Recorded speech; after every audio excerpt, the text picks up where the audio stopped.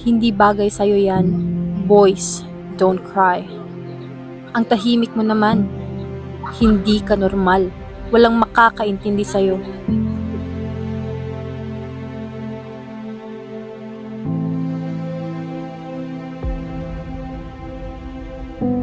In a world full of labels, many people slowly stop showing who they truly are. Alam mo nga yun, no? Ay. Wow, ang ganda naman yan, bro. Drawing, wala namang future dyan.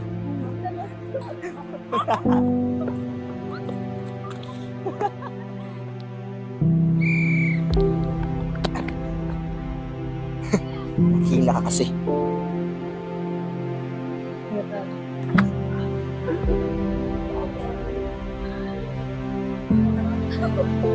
Ang weird niya. Bayot.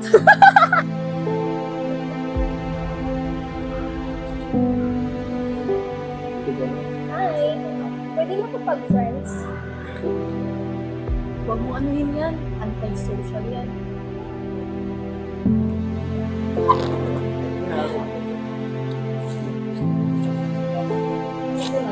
Excuse me po. Pwede po magtanong? Saan po yung kantin? Kantin ba? Anak mo? Doon, no? Doon lang yung kantin.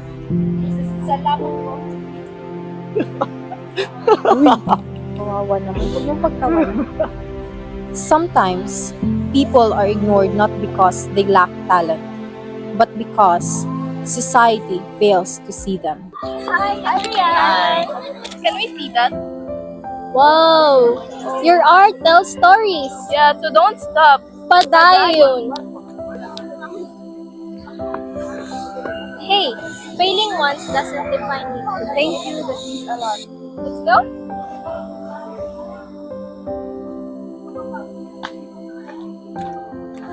You deserve respect, just like everyone else.